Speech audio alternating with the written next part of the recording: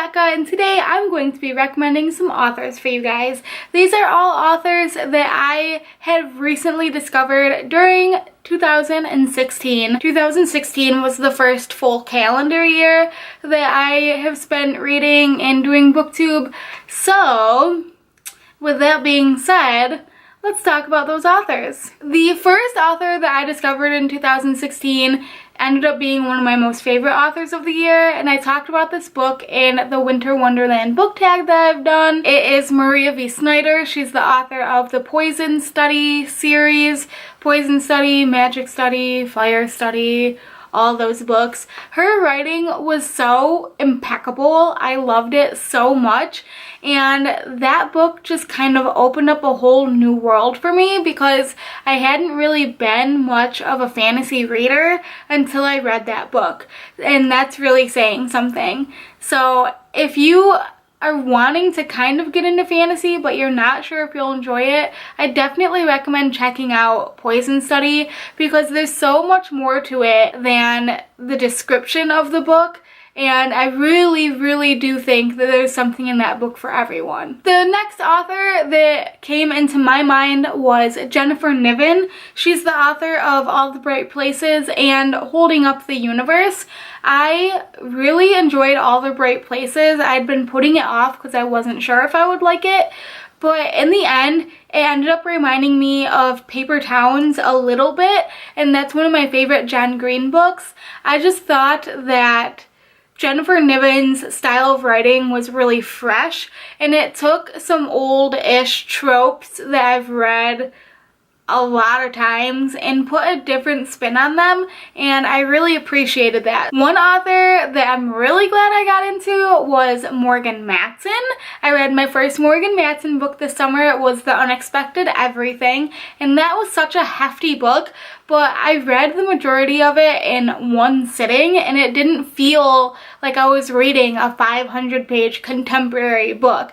It just felt like I was spending time with friends, and that was such a unique feeling to have while I was reading that book. I loved it. I just loved it so much, and now I need to venture out and read more Morgan Matson books, but I think I'm gonna probably wait until summer because from the sounds of it, she kind of gears her books towards that summer season, those summer vibes, so I'm really looking forward to it. One author that wasn't necessarily new, but I'd never really given her books a chance was Ellen Hopkins. I read one of her books, Identical, during the biannual bibliothon this summer. I think that's when I read it, and I just never really gave it a chance because I thought that reading in verse was going to be too difficult for me, and it did take longer than I thought it was going to, but I ended up really appreciating it. I don't know if I'll necessarily seek out more books by Ellen Hopkins, but just taking the time to venture outside of my comfort zone and read a book set up in a way that I wouldn't have necessarily done was extremely rewarding for me, and I'm glad that I gave Ellen Hopkins that chance. The next author I'm going to talk about absolutely rocked my world. I haven't held up a book for any of the other authors, but I have to hold up this book because I just have to. And it is Kathleen Glasgow. She is the author of Girl in Pieces. It's her debut novel. You need to read this book.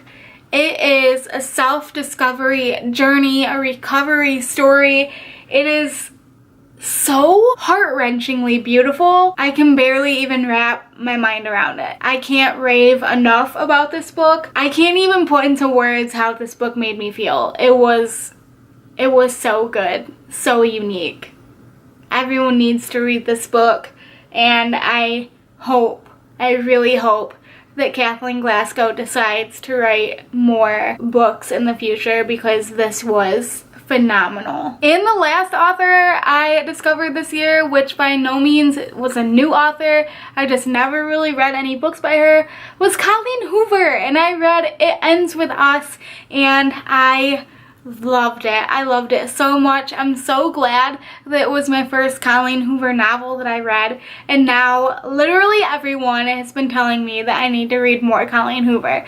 So that's probably going to be one of my goals for 2017, is to read more Colleen Hoover books, because my goodness, was that book good. And there you guys go. Those are some authors that I discovered in 2016. Let me know what authors you discovered this year and what books, of course, down below in the comments. And also, if you have any authors that you think I should check out in the new year, let me know down below in the comments and I will do that as well. If you like this video, make sure to give it a big thumbs up and hit that subscribe button down below to see more bookish videos. That's all I got for you guys today.